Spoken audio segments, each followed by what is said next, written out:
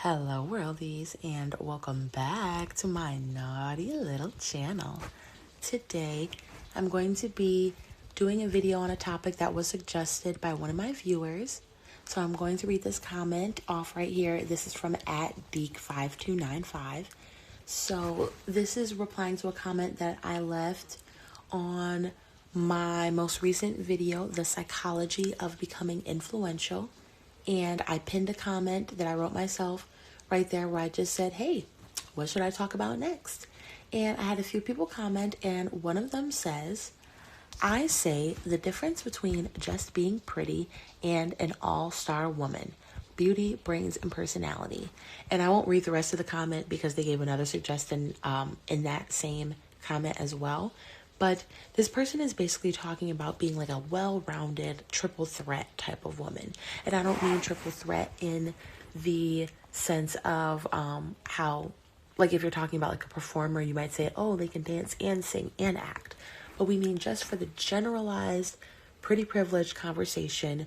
What's the difference between a woman who is just pretty privileged and a woman who they're calling an all-star woman, a woman who not only has that pretty privilege, but she also has the intelligence privilege, and she also has the personality privilege stacked on top of that.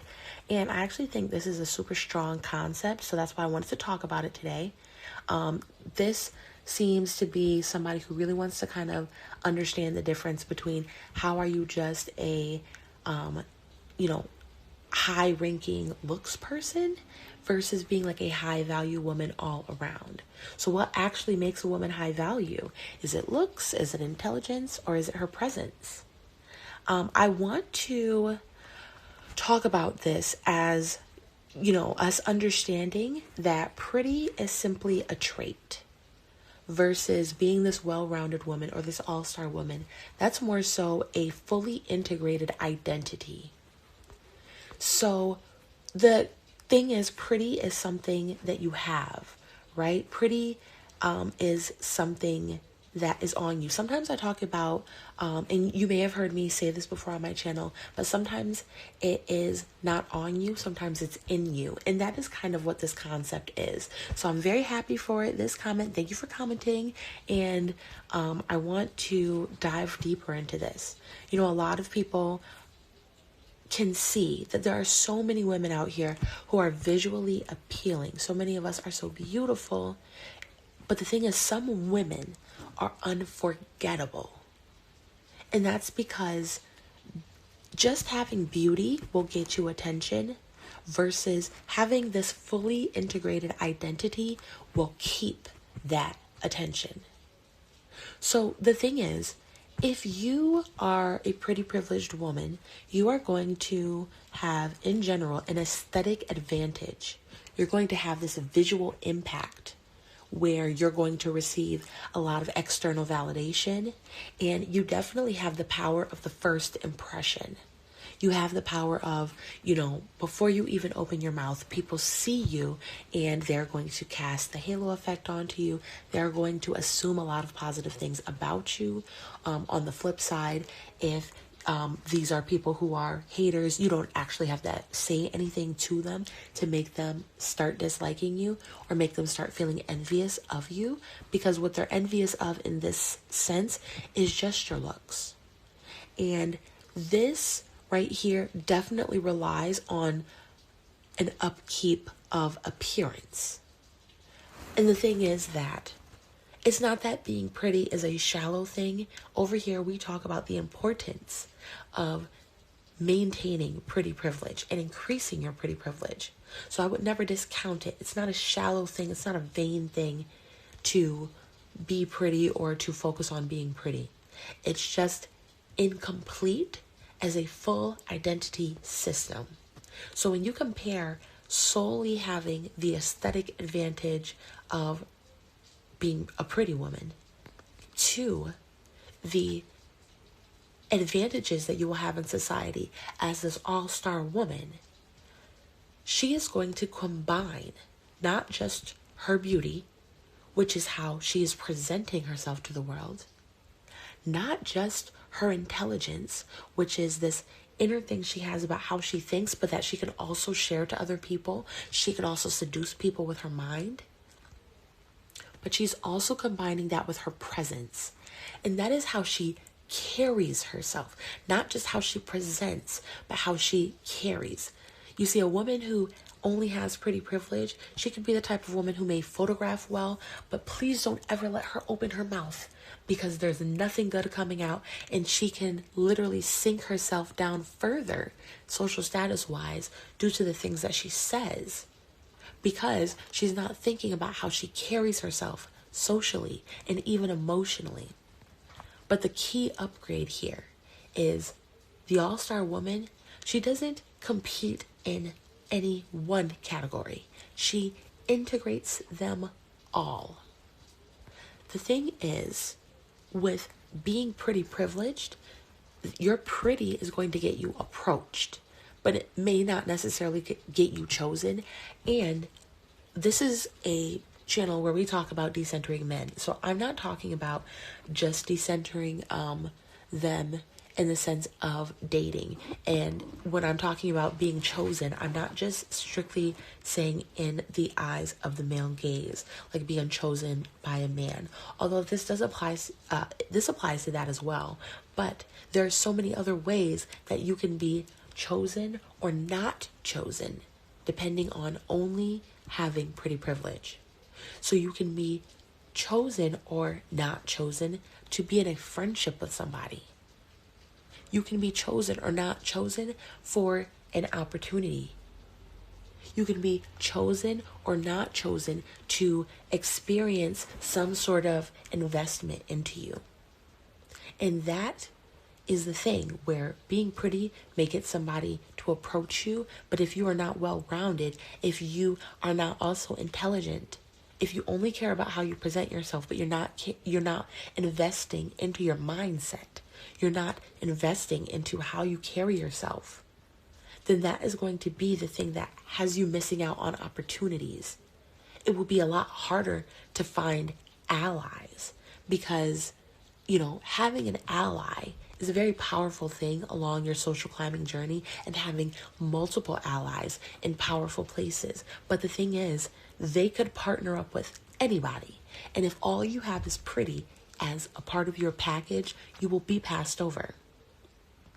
The thing is, when you're only pretty, you are going to become extremely dependent on external validation because that's all you have.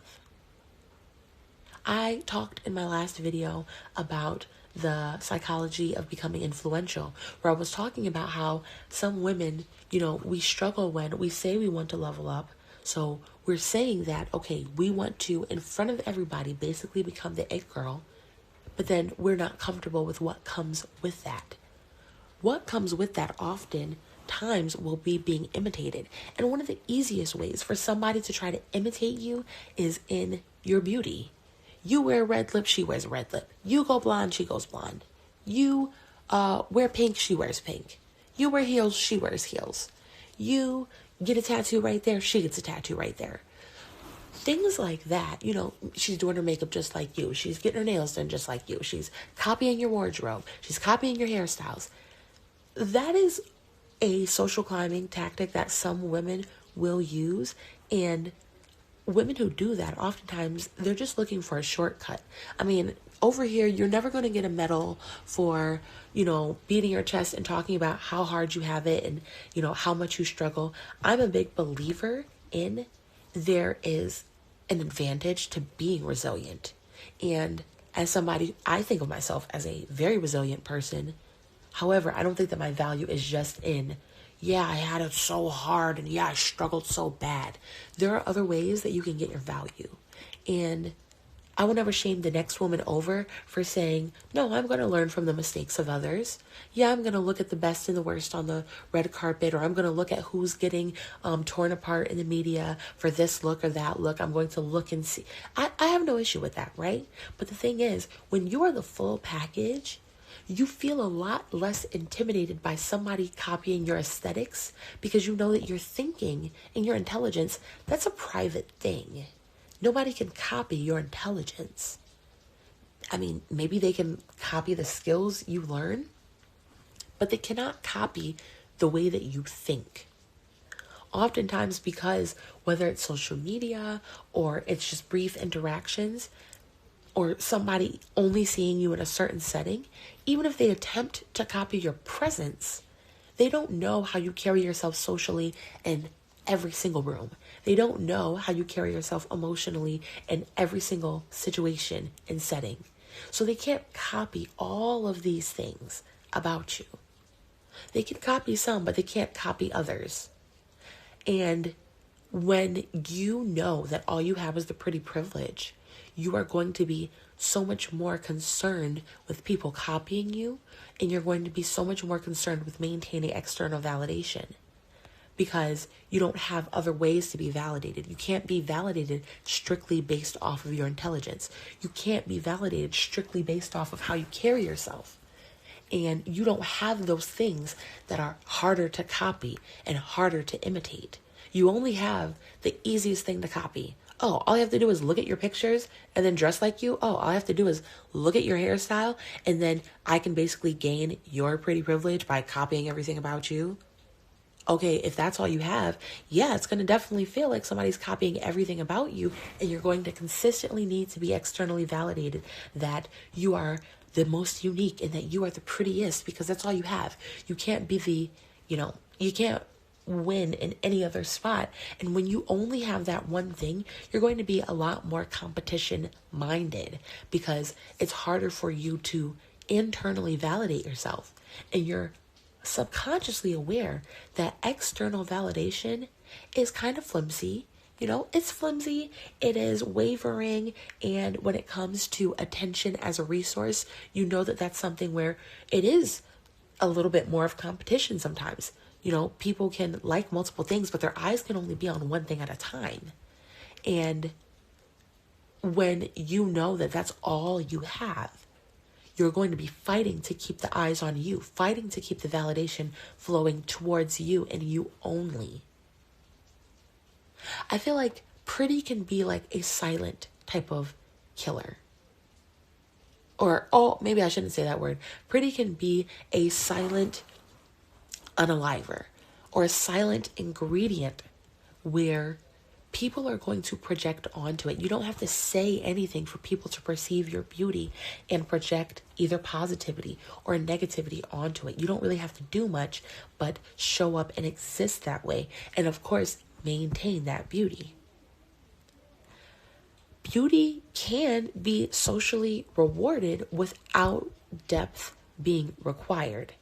And I think when it comes to, especially if somebody is more male-centered, or if whatever they're looking for out of their social climbing journey is something that involves like a finite resource, like maybe men, maybe money, something like that, you are going to be a lot more concerned. If you know you don't have depth, you're going to know that, one, it's very easy to copy you because there's no depth to you. People just have to, somebody could have a photographic memory, look at your Instagram one time and take on your whole aesthetic because you have nothing else to you. And the thing about it is when you have all of these other things going for you, you're not always going to be as concerned about being the most unique because you know that you have depth. You know that you are well-rounded. And so somebody can imitate you and how you look. They can imitate your beauty as much as they possibly can, but they will not necessarily experience or, for lack of better words, maybe steal your social rewards because it is harder to mimic your depth. Pretty people who overly focus on pretty privilege and they are not concerned with stacking other privileges on top of that, they will sometimes focus, overly on the beauty, and that's to mask insecurity or some sort of lack of direction. And that's not all the time, but this is when I'm talking about somebody who only focuses on pretty privilege. I think that when you're amongst a community of other women where they understand the experience of being looked at as only the pretty when you are so much more than that, then you're going to be among peers. And so you won't have to feel so much that you're being perceived as if you're insecure or like you lack direction and that you're pretty is the only thing about you. When you're around peers, they won't assume pretty equals a lack of depth. But when you're in the world around you, the world at large, and you're not around your peers, you are going to be able to more easily internally validate yourself when you know you have that depth with you. Because you know that depth is what allows you to validate to yourself, well, no, I have a sense of direction. I do know where I'm going. I am not solely insecure, or at the very least, I'm not masking insecurity with beauty. You're going to know that. I also feel like people sometimes miss the fact that pretty can open the door, but it doesn't necessarily decide what happens when you step inside the room. And I think that's why you can have certain women who maybe they can relate to some pretty privilege conversations, but maybe they can't always necessarily relate to the pretty punishment things. Because I will say, if you're pretty privileged, you're going to experience the pretty privilege. But when you're this well-rounded woman, you're going to maybe sometimes clock it just as pretty punishment. But I think you could be more so being punished for being pretty and intelligent, pretty and talented, pretty and somebody who has social grace. So it's not even just your beauty, because that is something where, people always want to tell women that, oh, your beauty will fade, which is just something that happens to women who don't keep themselves up. Like, it's a choice to let yourself go. And I have lots of opinions on letting yourself go, so I'm not going to go over onto that tangent. But, when we're talking about beauty with intention, that is the well-rounded woman. That is a woman who is focused not just on attractiveness, but also on curating a full identity, maybe even a full personal brand. She is cultivating skills. She is cultivating gifts, abilities. She wants to be so much more than that. And she knows that, like I said, that pretty is going to open the door, and she is ready to go off and show out once she gets inside the room. And she's cultivating that all of the time. She's understanding that what she communicates visually to the world around her will give her a platform for everything else that's amazing about her as well. She understands that beauty can be used more so as language to help people understand you, to help get the eyes on you. But the beauty is not just for the validation. Everybody wants to be validated. And if you think you don't want to be validated, I don't know. I don't know if there's a word for that, but I don't think that that's true. I think everybody wants to be validated in some way. But when you are well-rounded, you become less focused on beauty being the sole way for you to be validated and external validation as a whole. The external validation becomes supplemental to the ways that you're already able to internally validate yourself. When it comes to intelligence, and this is more than just academics, some women, they may be book smart, but they may not be street smart. They may feel like maybe they're just good at one subject. Maybe in school they were good at that, but they're not very good yet at the pattern recognition. Having pattern recognition, that is a marketable skill. That is a skill people will pay to access. That is something that will help you in your social climbing journey. People want access to somebody who has pattern recognition. Also things like emotional intelligence. That is why, and the thing about it is, because of women who have had so many experiences with people trying to humble them, you eventually start understanding that I need to be more, or people don't see my more sometimes anyways. No matter how well-rounded you are, you cannot force somebody who willfully wants to ignore the other amazing attributes about you. Like, you cannot keep them from ignoring those. You cannot force them to recognize and validate those things. However, because of that experience, many well-rounded, beautiful women, what they will do is they will just simply say, okay, well, I'm not going to always be able to rely on external validation. And they build that muscle. They flex that muscle all the time of being able to internally validate themselves. And they don't just sit there and gas themselves up for no reason, but they do things that actually help them build the confidence to truly validate themselves. It's just like somebody who maybe is saying affirmations, but they're not actually doing anything to reinforce to themselves that that is true. It would be like somebody telling themselves in the mirror all the time, I am so beautiful, or I am so skinny. And then every day they eat like a Big Mac. Every day they don't take care of themselves. You're not going to really be able to internally validate yourself because you're experiencing cognitive dissonance. It doesn't line up. But when you're sitting there knowing that, okay, well, the world will not always validate me. Not every single person, my hater archetype, they're not going to validate me. And sometimes I'm going to be in environments with them. You're going to put that energy, you're going to redirect the energy from trying to gain and maintain external validation consistently all the time from everybody. And you're going to turn that energy more so into, how can I develop the skills, the gifts, the talents, the abilities, the knowledge? How can I nurture the intelligence that allows me to understand when I am alone in a room that I am worthy of being validated? That is what allows us to be able to internally validate ourselves. This belief that we are worthy of it. But sometimes people have to fake it till they make it. But you can only fake it for so long. At a certain point, you're going to have to actually put in the footwork to show yourself that you keep your promises to yourself. To show yourself that you really are beautiful. And that you really believe that deep down.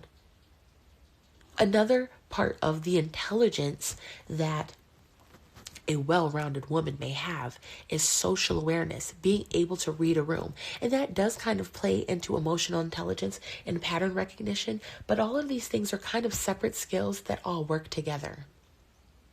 Being able to see from a mile away. Like there are certain things that once you develop your pattern recognition, your emotional intelligence, and then that social awareness, you're aware of what's going on. You can see the unspoken subtext that's happening in a room. You can hear what's not said, even when it's not said. And not everybody can do that.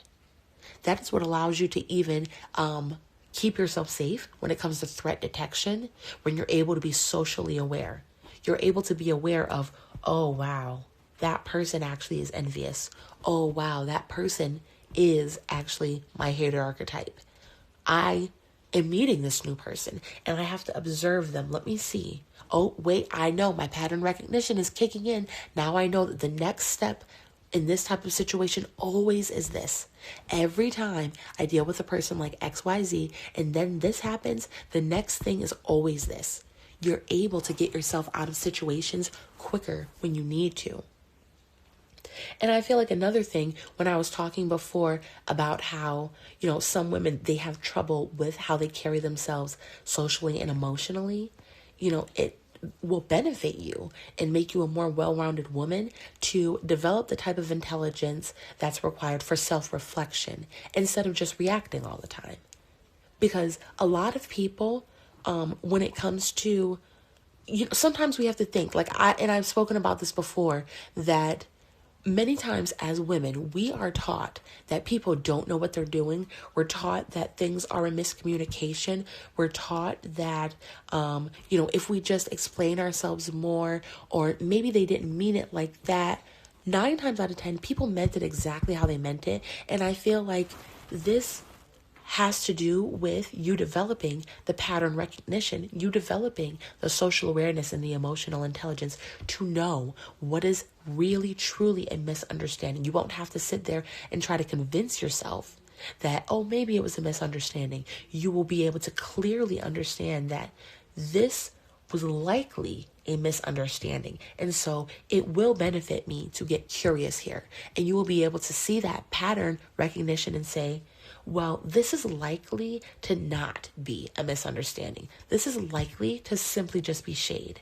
And when you're able to do that, it makes it so that you can be a lot more tactical. Because a lot of people, whether it's that they feel like you're passing them by or they feel like you're outgrowing them, they want to keep you in a reactive state. Because let's say 8 a.m. you wake up, or no, I will say sometimes I feel like 8 a.m. nowadays is hella late to wake up. It just depends on your lifestyle. Let's say you wake up at 5 a.m. and you're planning your whole day, or you have a certain routine. You have to develop these sort of intelligence that allows you to come across maybe your hater archetype or somebody who's trying to humble you, and be able to recognize, okay, I see they are trying to knock me off my square.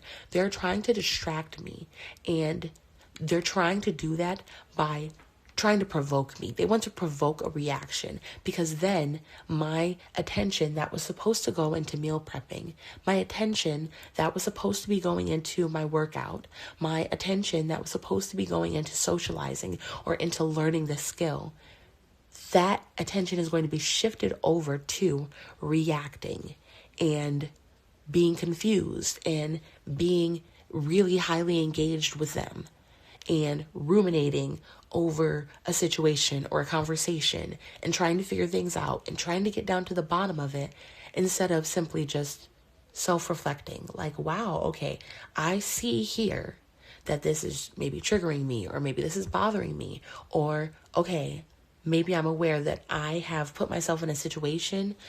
Maybe it's a workplace, maybe it's a friendship, maybe it's a relationship, maybe it's an event that you're at, and you are recognizing that you're with your hater archetype. You're going to be able to go more so into the mode of, okay, how does this make me feel? How did I end up in this situation? Do I need to get out of it? Would it benefit me to stay and become more tactical? What is, the pattern or the underlying story that I'm playing out, and what is within my highest good to do next?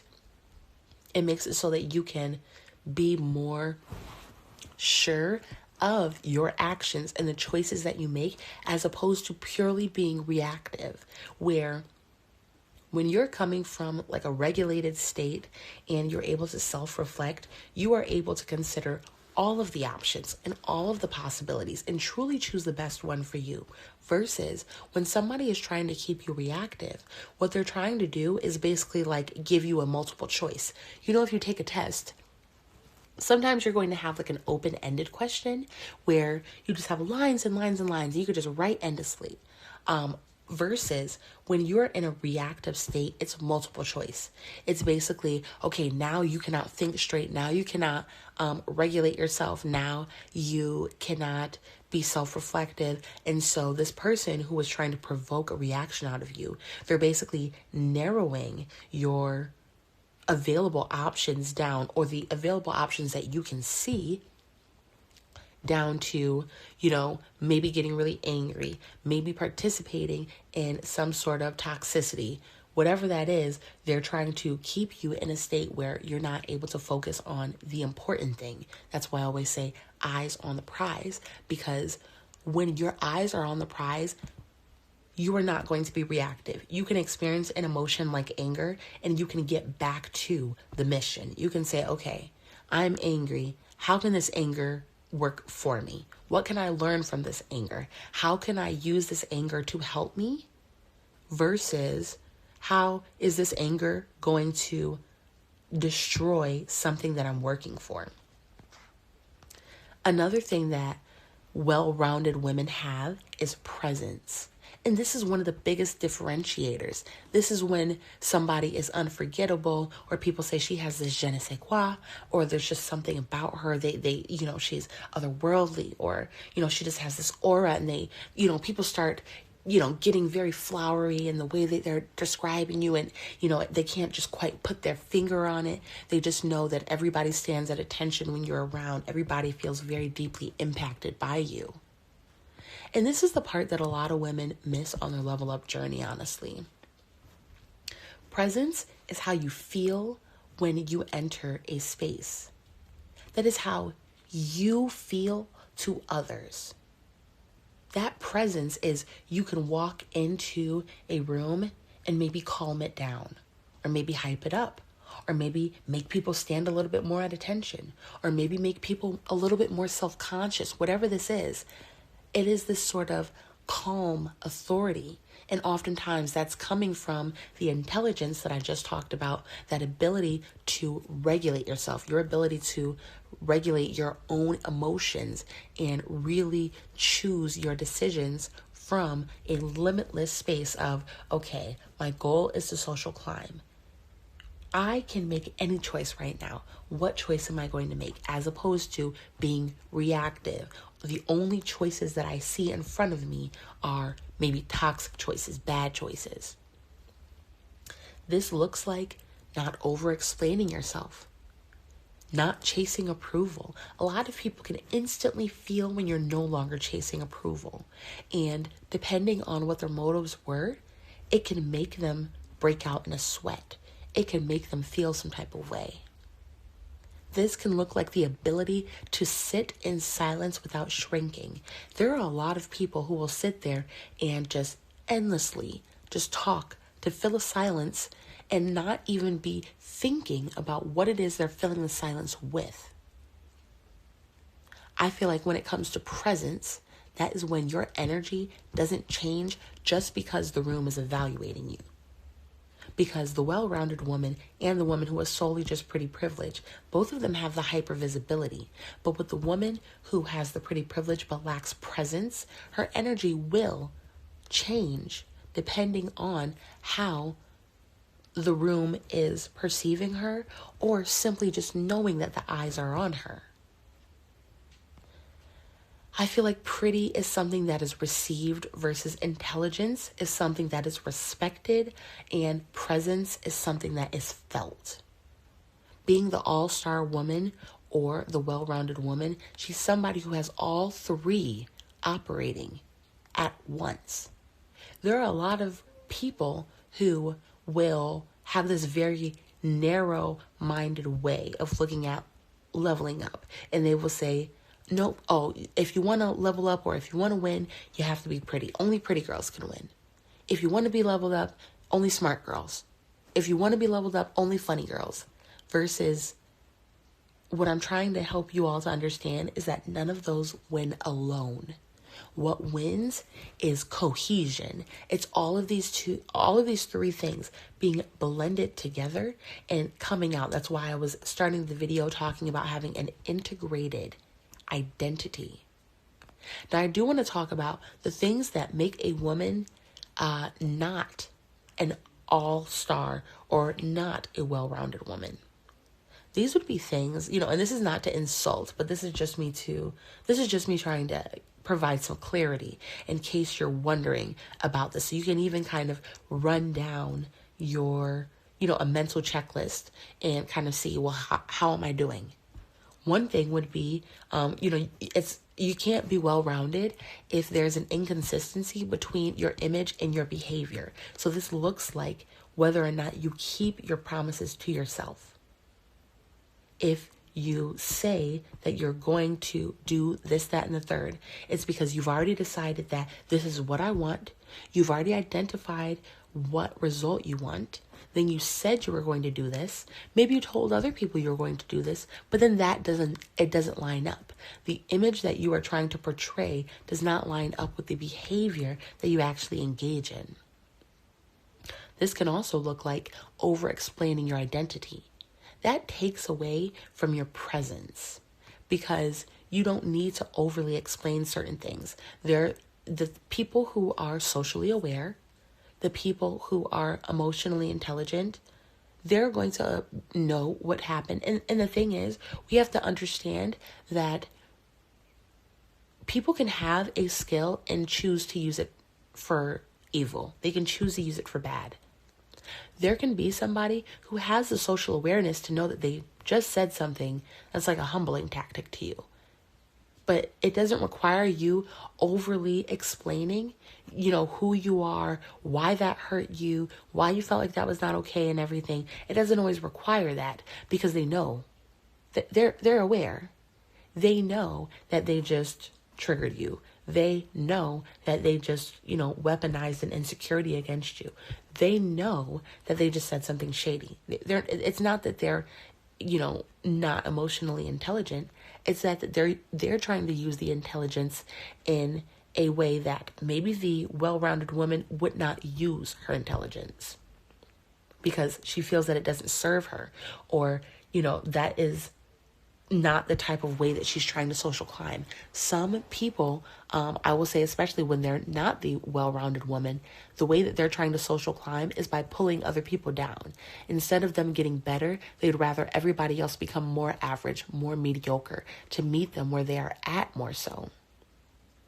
I feel like you can't be a well-rounded woman if you are seeking approval like mid-interaction. You're very concerned with how people feel, how people perceive you, and you almost don't know if you can exhale until you're aware that you got that pat on the head and that gold sticker that said, "Good girl, good job."